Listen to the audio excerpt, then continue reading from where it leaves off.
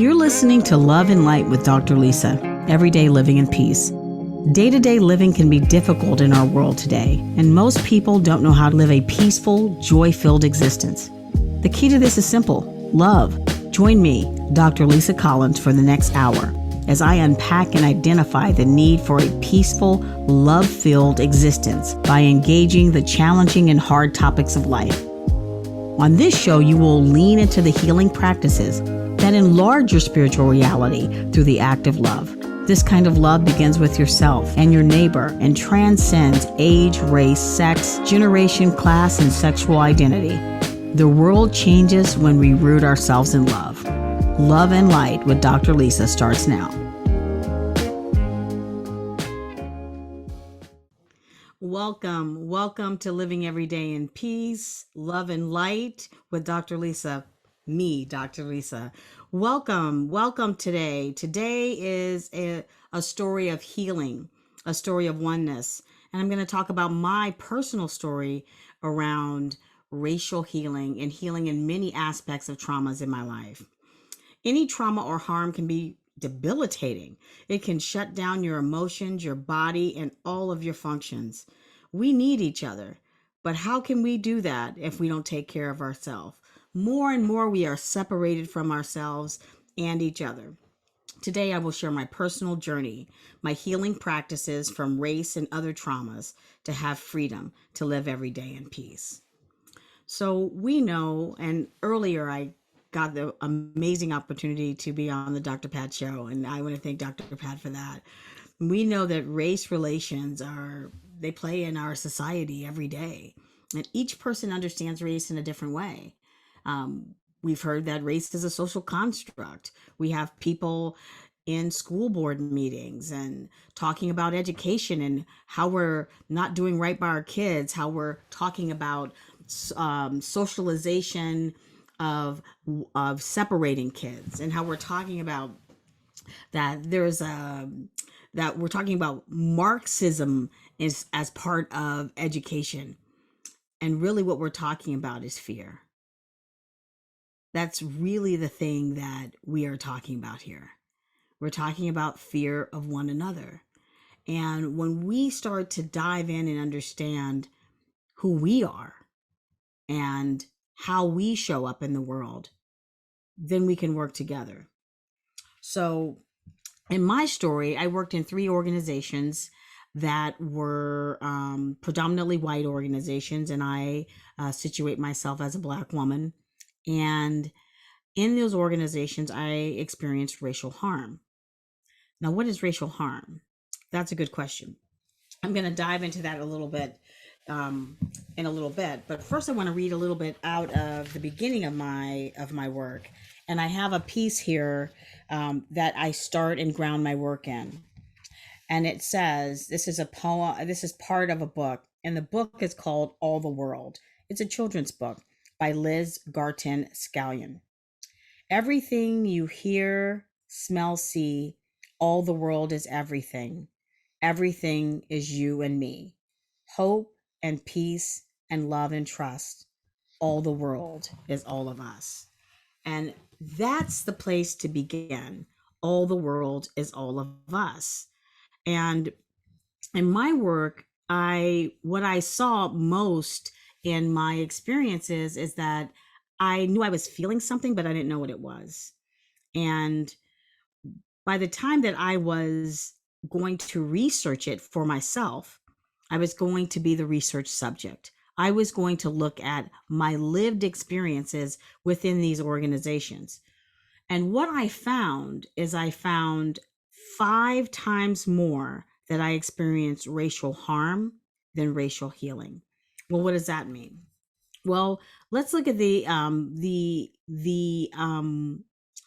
definition of racial trauma.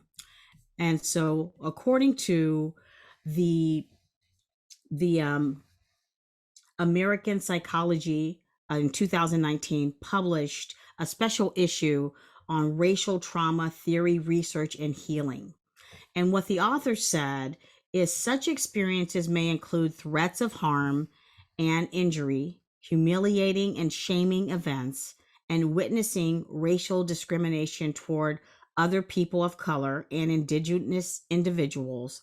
Although similar to post traumatic stress disorder, racial trauma is unique in that it involves ongoing individual and collective injuries due to exposure and re exposure to race based stress.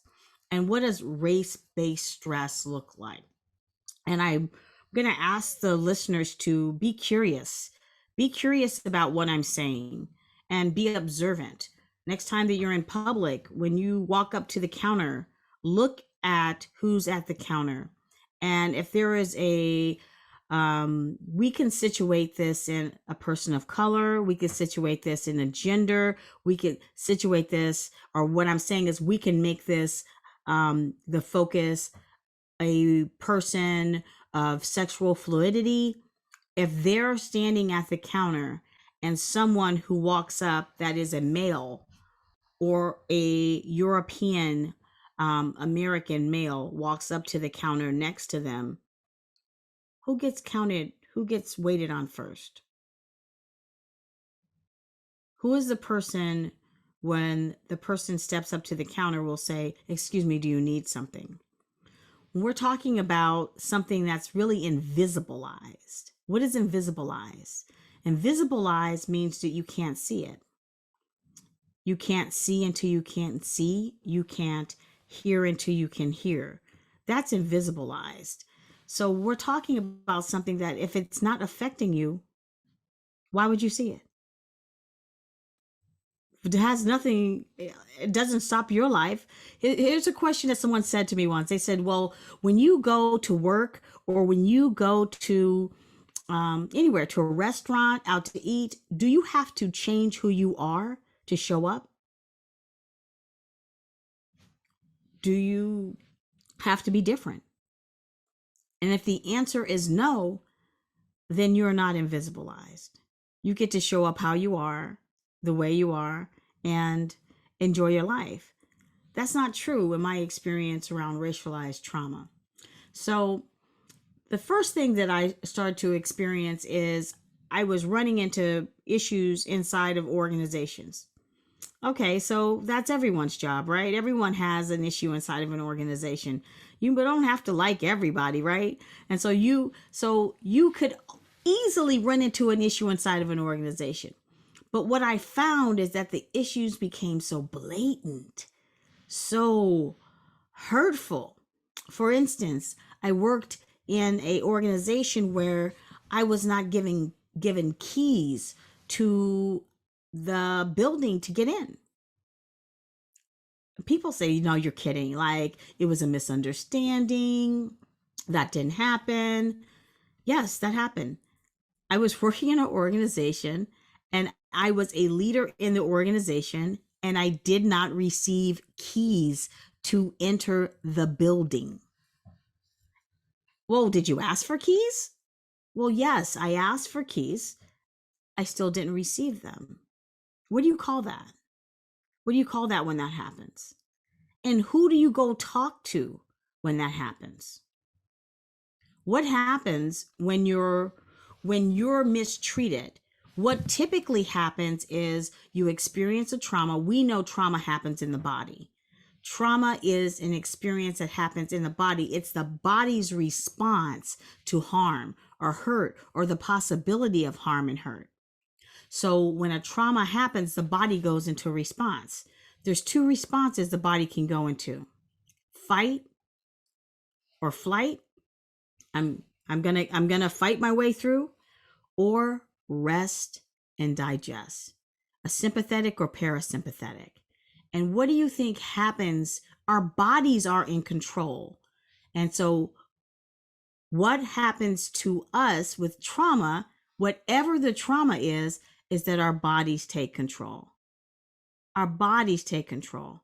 So if something happens to you and you're mistreated, your body is taking control. Think about that. Think about what happens to you when you don't like what's happening. You start to feel it in your body. So what I'm talking about is becoming the oneness I'm talking about. is the oneness in your body with yourself. And I was able to experience that by doing my own healing and therefore being free. We're getting ready. We're coming up on a break so soon. This is Love and Light with Dr. Lisa, living every day in peace. And today we're talking about healing from trauma and becoming one with ourselves. We're going to go to break. We'll be right back.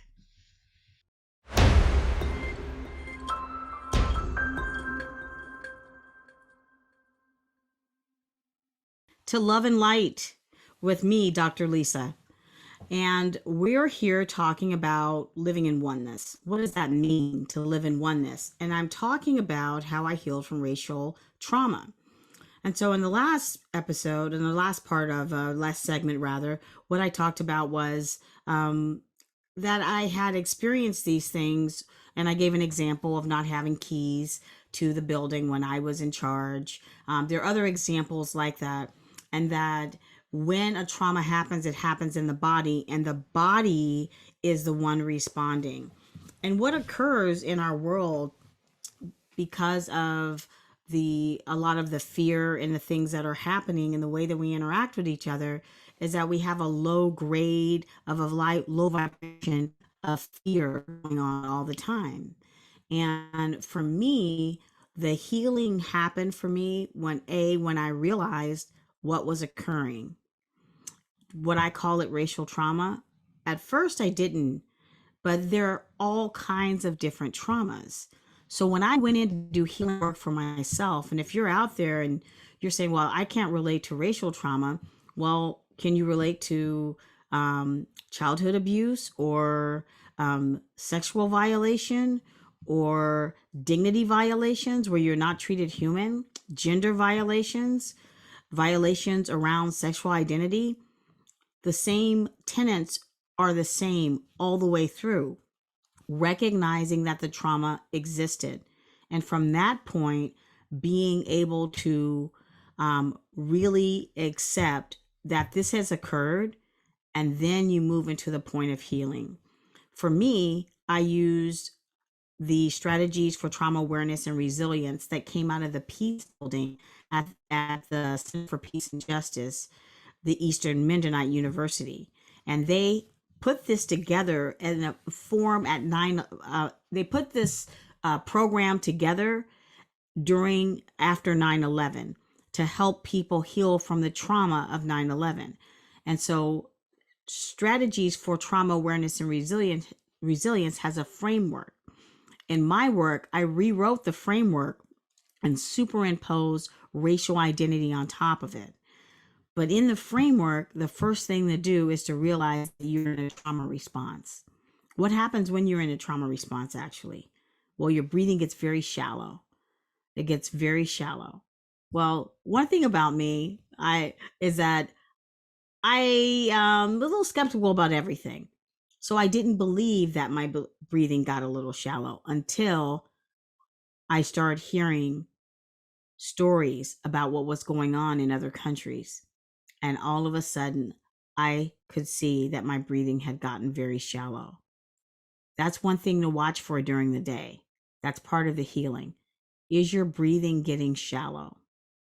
Are you going to the rest and digest where you just feel like you need a nap? Or you're just ready to go, speeding up over and over and over again? Those are trauma responses. Trauma happens in the body. It's not an emotional response. So shallow breathing is something to pay attention to. Once I realized that when I was in a trauma response, then I needed to stop and take some deep breaths. When you're in a trauma response, your rational brain sits down.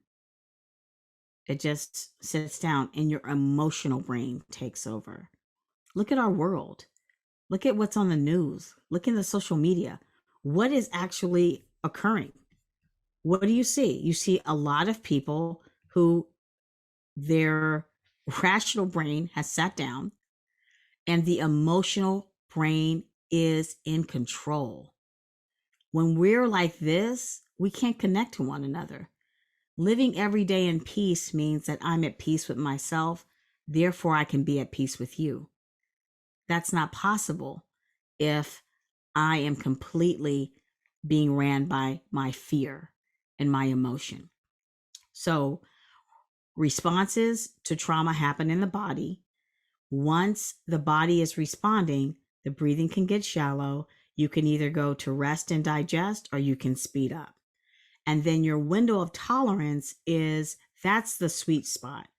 You're not hyper aroused, or you're not numbing. You're not shutting down.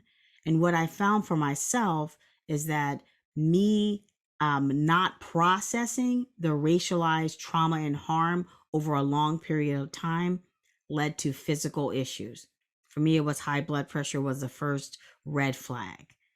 And then I needed to learn to do something different. I had to identify the trauma. That's the first part. Hey, I'm in a trauma response, or something has happened. I'm not sure what it is. The place we don't want to go to is starting to blame everybody else. Blame the organization, blame the leaders, blame all of the people that weren't there for me. I mean, let's just say it. I mean, I'm not 5 anymore, and I really have to process myself and what's going on for me. The first way that I did that was, first I recognized what a trauma response felt like in my body. The second thing that happened is that I did go get help. I did start working with a life coach, and for me to heal racialized trauma, I had to go back and heal whatever other traumas I had. We can't live in this world in a bit of a hamster wheel where we're continually running, pile some more on, pile some childhood trauma. I think I'll pile some divorces and marriages on top of that. I want to pile some addiction on top of that, and I'm just going to keep going. When you stop, everything's going to fly forward and it's going to hit you in the head. Well, at least it did for me. And so I needed to go back and heal whatever else was there before the racial trauma. So if there are people of color that are out there are women who are out there, or anyone who has experienced trauma, think about this. First, you go back and you heal what is going on before this trauma came up. Then you focus on the trauma. And that's a lot easier said than done. That's a lot easier said than done. It's a lot of hard work. And I have some tools for you. About how I did that. First of all, my work is an autoethnography. That means I studied myself. I had 178 quotes. I had 61 artifacts, 171 quotes. And those quotes were themed, put inside of a qualitative software. The numbers were crunched down. And then I got 3 big buckets or groups that define my experience. One of them was organizational systemic oppression, trauma, and healing. In those 3, and I experienced racial trauma 5 times more than racial healing. So in my work, what I talk about is that the organization and what we're living, we're swimming in the water. When we go into the ocean, we're swimming in the ocean. We're in the water. So the invisibilizing, the marginalizing is in our everyday life. And that was a thing that I needed to accept to move forward. Anytime that I tried to think that this is just one incident and I'm going to solve it, another incident would come. And I think it's the hardest part for all of us, whether you are a Native American, a Latinx, or Black American, African American, whatever cultural identity you have. This is really hard to think about. I'm swimming in this all the time. Every day I'm swimming in a system that will other me, that will marginalize me. Now, that's not to say like I'm this victim that is going out there with that stance. I'm not. I just need to pay attention to these things occur. These things occur, and now my eyes are open. I see them. And instead, I love Dr. King. Dr. King talks about we don't hate our oppressor. Only love can transform hate. So The first thing that I had to do is I had to realize what was going on. And I gave you an example about the keys. There are many, many other examples. If if you're curious, the standing up to the counter is one example. Also, look at another example when you may go to any kind of provider. I heard this one just last night. Any kind of provider that when they are talking to you, that they look at you. For people of color, sometimes they don't look at us. They may talk and they do not make eye contact with us directly. Those are like the subtleties of what people are experiencing all the time. Can you really name it? Can you say, well, this is, oh, yeah, I know. And it's always so subtle. That's why it's in the water. It's in the water. We're swimming in it all the time. And there's this feeling like, is it me? Am I crazy? Did I just realize? Did I just see that? And it's so invisibilized that when I go to talk to my colleague or say, hey, I just had this experience, often what will they tell me? Oh, you misunderstood. They didn't mean it that way. They're a nice person. So, this form of any kind of trauma, including racial trauma that you don't understand yourself, try not to do that. Try to listen and support the person instead of. So, the thing that is most precious to all of us is this care of self love, right? So, in my work, what I had to do is I had to recognize that this was occurring. And I mean, I have my dissertation right here, right? I mean, it's 200 pages. I could pull up all of the things that happened, but that's not the point of this. The point is how did I get free? I recognized from the recognition, I realized that there are structures that I live in society that are marginalizing for people that are oppressive. And then I accepted that I would take care of myself. I'm going to spiritually ground myself. And I'm going to take strategic action. I'm going to be able to have those conversations with friends. I'm going to be a force for good in the world. And one of those things is coming to the table. It's time for break. We'll talk about coming to the table when we come back and all of the things that we could do to be strategic in this world, to be one with ourselves and with each other. Love and Light with Dr. Lisa. We'll be right back.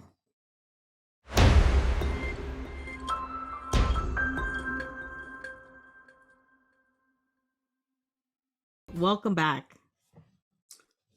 Welcome back to Love and Light with me, Dr. Lisa, living every day in peace. Today we're talking about oneness through the lens of racial healing and through healing in general. And I wanted to read something to start us off with this segment.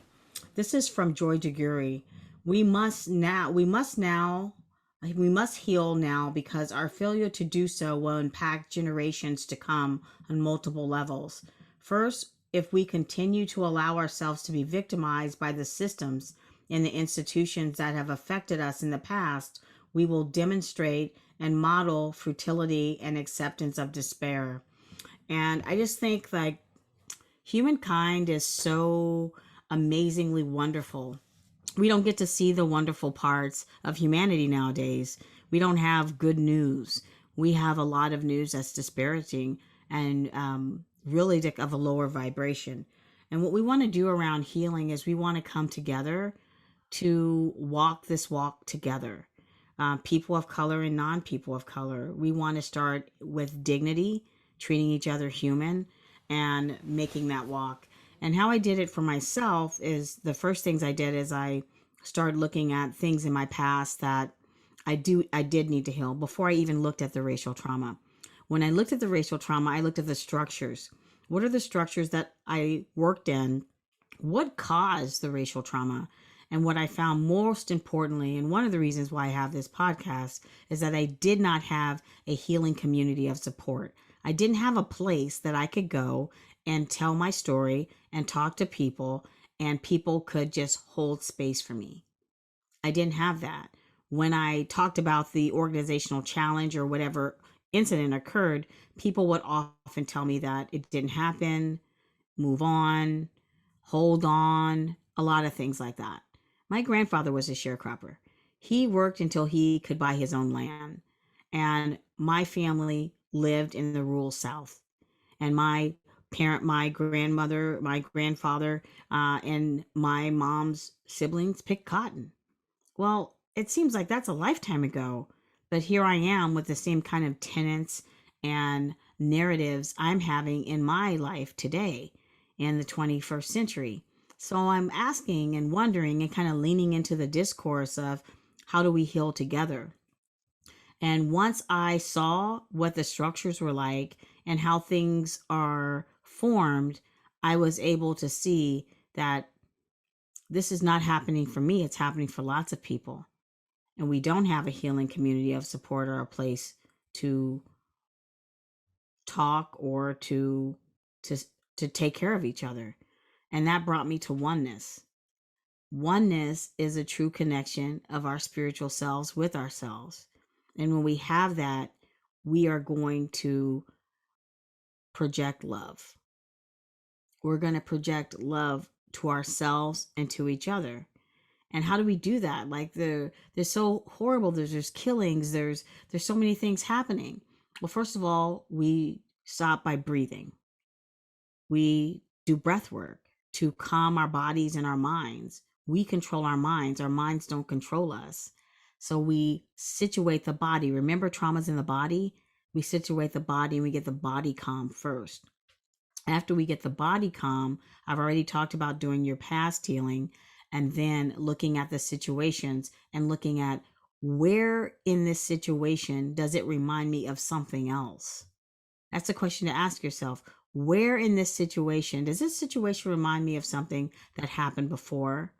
Is this a situation that's pulling me back to when I was 7? If it is, then there's some deeper work to be done there before I can go talk to my brother, right? I can't go talk to my brother until I've done the work myself. And I did that through conscious freedom life coaching, through interpersonal neurobiology, through using sand tray, through and having a community of people and a star, of course, having a community of people to talk to. Once I was in that place, I got a new freedom. It's like I wasn't carrying the big albatross of what had occurred to me. I was able to strategically look at each situation and find my place in peace with it and how I would respond differently. One of the things that I do today, and I work in many different healing frameworks, is coming to the table. Coming to the Table is a racial reconciliation group that works to create a just and truthful society that acknowledges and seeks to heal from racial wounds of the past, from slavery and many other forms of racial inequities. And Coming to the Table was um, founded by Tom DeWolf, who looked at his family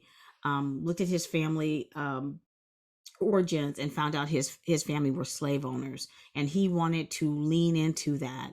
And coming to the table, we talk about our histories, we talk about taking action, we talk about reconciliation with ourselves, we look for um, places to heal in our communities. So that's one place. If you're looking for something that I don't know what to do, what am I supposed to do? Many people grab a bunch of books and read those. But if you're looking for something, Coming to the Table is a place. Look at their website. I'm sure they have something near you. They're nationwide where you can lean into this discourse. That's one. Another is like, I don't even understand what I'm supposed to lean into. I'm like Dr. Pat said earlier, like I don't even know what it is. What is this thing? Am I supposed to read a book? Am I supposed to march? I highly recommend watching Be Careful What You Ask For. Be Careful What You Ask For is a short film that I wrote and produced, directed by Jennifer Lanier. Because of COVID, it became a short film. It was a play that I wrote. And in Be Careful What You Ask For, two people, a husband and wife, are having a conversation about the state of the nation. Those conversations are happening all throughout our country, right? People are talking about what they don't like about their city, what they do like, how people are doing it wrong all over the place. And in their conversation, they end up talking about race. What happens in Be Careful What You Ask For, and when people see it, is transformative. Why is it transformative?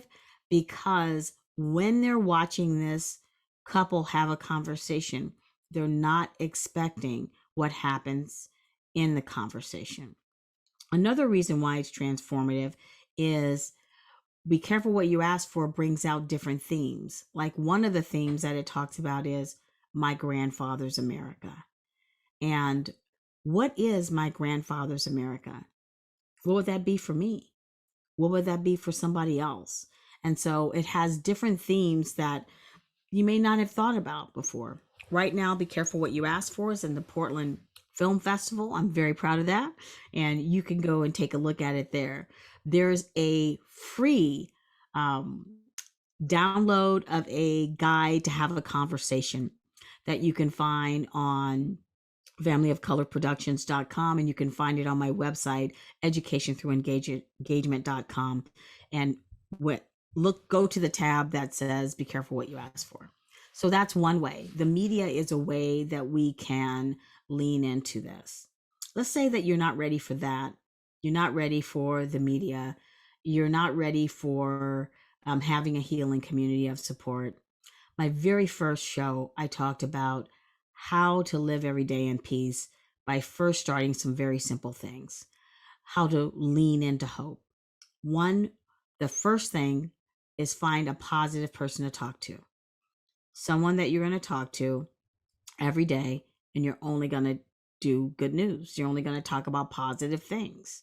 Finding a friend to connect with. That's vital, a vital thing. You're going to do that every day or once a week or whatever.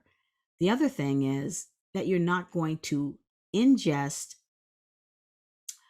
digest, or take in any negative social media.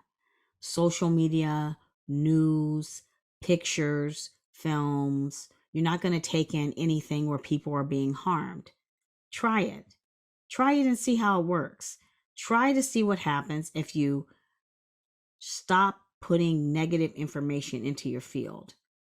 It's going to raise your vibration. You're going to feel better. You're going to feel lighter. That was the one thing. And then the next tool that I would offer is that you absolutely are not going to judge anyone. Starting with yourself. Starting with yourself. You're not going to judge anyone else. You're just going to love people.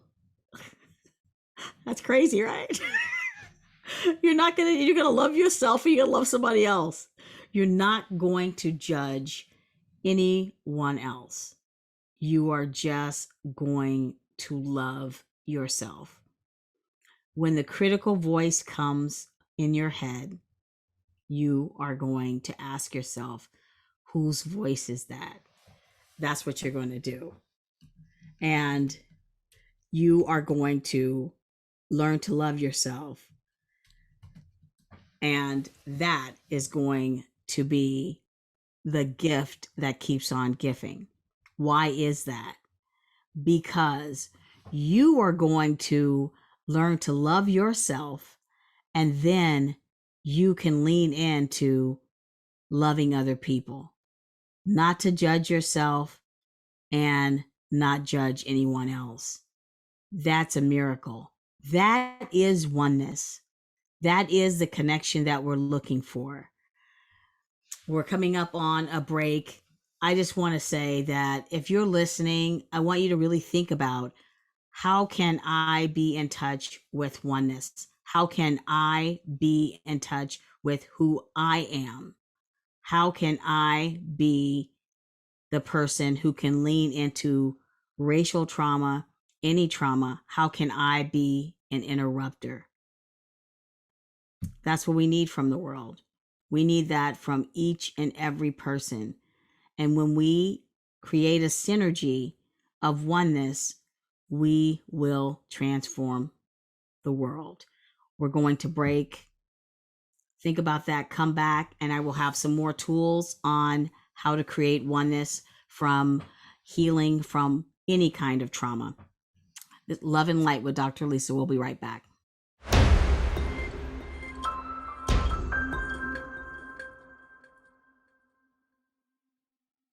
Welcome back. Love and Light with me, Dr. Lisa. I am talking about racialized healing and all kinds of healing, how to get started, and sharing my personal journey and story on how I became closer to oneness with myself. So, one of the things that I love to do, and I've done this several times before, is talk about Dr. King's principles of nonviolence. And his principle of nonviolence are, to me, bumper rails on how we engage with one another and ourselves. And Dr. King was really clear. Dr. Martin Luther King was really clear about how we get there. And if you listen closely to his words around nonviolence, just think about if we replace nonviolence with the word oneness. Like, oneness is a way of life for courageous people. It's an active nonviolence resistance to evil. Think about that. Oneness seeks to win friendship and understanding. So when we're thinking about healing from trauma, we don't want to do it with our fist up. The end result of oneness is redemption and reconciliation. That's what I'm really talking about. But I can't get to you until I get to myself. Nonviolence or oneness seeks to defeat injustice, not people. And that's what I'm talking about today. Defeating injustice, not people. And the injustice that I start to defeat was with myself first. Why am I judging all of the people who are creating the harm? Does that make me any better? It doesn't make me better than them. And if I allow them to be hurt in the name of justice, that's not justice. That's not justice. Why can't we have a conversation about this? Why is it so uncomfortable? Have we tried? But when I come how I am today, I can talk to you. We can talk about it. But if I come with my fist up, there's nothing good that will come out of that. Oneness seeks to defeat injustice, not people. Oneness recognizes that evildoers are also victims. We're all in this together. As a community, as a society, how do we want to live? How do we want to be? Oneness holds that suffering can educate and transform. And my suffering is educating and transforming people. I do racialized coaching. I help people look at situations and help them find safety inside of their organizations, not by putting themselves on the line, but by redefining the organizational culture for them in a way they can understand. To help them to be strategic, to step back and to observe situations, not to run forward and not to harm themselves. I ground all of my work in wellness. That's breath work. That's meditation. That's prayer. Prayer is sitting quiet. And all of these things will come together in a book that will be coming out hopefully by Christmas, which is called Love of Light, A Guide to Oneness. And that oneness starts with me. And it's a excellent representation of how to get there. If you want to get there on your own, it breadcrumbs you there step by step. Nonviolence or oneness holds that suffering can educate and transform. Oneness willingly accepts the consequences to its action. Oneness chooses love instead of hate. Oneness resists violence to the spirit as well as the body. Oneness is love, is active, not passive. Oneness love does not sink to the level of the hater. Love restores community and resists injustice. And oneness recognizes the fact that all life is interrelated. One thing that for me is that the oneness came through a spiritual experience. The spiritual experience was me forgiving people who had harmed me, being able to work through and move that energy toward the good in my life. And slowly, one thing after another, meditation, exercise, sleep, listening for the critical voice, saying that voice isn't me, working through there's nothing wrong with me, doing practices that I would have never done or would have ever seeked out to do. One of them was recording and listening, writing a love letter to myself, and then recording me reading it to myself, and then listening to it 3 times, completely listening, completely being present, every word of the letter. I had to do that several times to be able to make it all the way through. All of these things created the oneness in me, where I was able to connect to spirit in myself, the true self, the higher self. And through that, more spiritual gifts began to come.